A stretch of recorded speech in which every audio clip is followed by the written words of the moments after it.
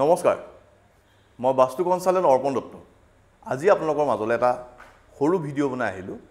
হেতু হল আমি ঘৰত কিছুমান বস্তু ৰাখিব পায় নে নাপায় আমি সকলোৱে কিছুমান বস্তু ঘৰত ৰাখো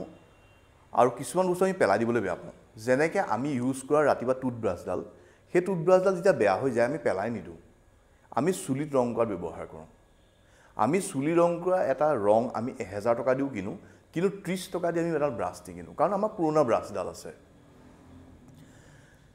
ধৰক আমি অনলাইন শ্বপিং কৰিলো অনলাইন শ্বপিংৰ আমাৰ যিবোৰ বাকচ আহে সেই বাকচবোৰ আমি ঘৰৰ চুকেটাত থৈ দিওঁ কেতিয়াবা কি জানি আমাৰ কিবা পেকিং কৰিবলৈ সেই বাকচটো লাগিব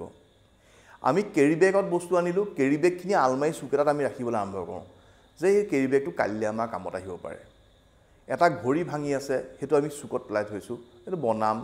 ভালকে লগাম কেতিয়াবা ফটো এখন ভাঙিলে থৈ দিছো এখন ভালকে বনাম কেতিয়াবা আইনা এখন ভাঙিলে থৈ দিছো পিছত ভালকে আকৌ ৰিপেয়াৰ কৰি লগাম যেতিয়া ঘৰটো ঠিক কৰিম এতিয়া মই কৈছো এই বস্তুখিনি থাকিলে আমাৰ ঘৰত ভাল নে বেয়া আপোনালোকৰ মনত চাই গম পাইছে এইখিনি থাকিলে কি হ'ব পাৰে এখন ঘৰ যেতিয়া বাস্তুসন্মত আমি ঠিক কৰোঁ ঠিক কৰা সত্ত্বেও এই বস্তুখিনি যদি আমাৰ ঘৰত থাকে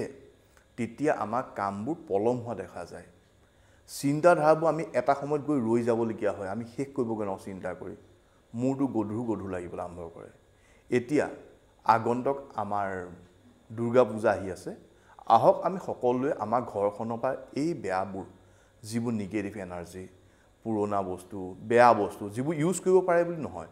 ইউজ কৰিব পৰাবোৰ থাকিব যিবোৰ ইউজ কৰিব নালাগে সেইবোৰ আমি ঘৰৰ পৰা উলিয়াবলৈ চেষ্টা কৰোঁ এতিয়া কোন এইখিনি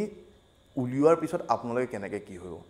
এইখিনি যেতিয়া আমাৰ ঘৰৰ পৰা লাহে লাহে উলিয়াবলৈ চেষ্টা কৰিম যে আজি পেকেটখিনি পেলালো কালিলে অমুক পেলালো ঘড়ীটো ঠিক কৰিলো আইনা ঠিক কৰিলো আৰু লগতে ঘৰখন এবাৰ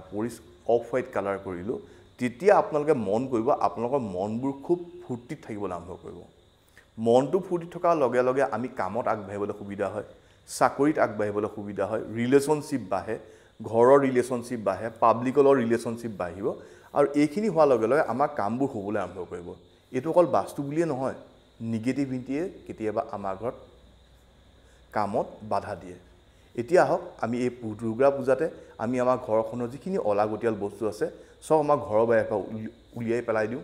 তেতিয়া আমাৰ ঘৰলৈ সুখ শান্তি আৰু উন্নতি আহিব ধন্যবাদ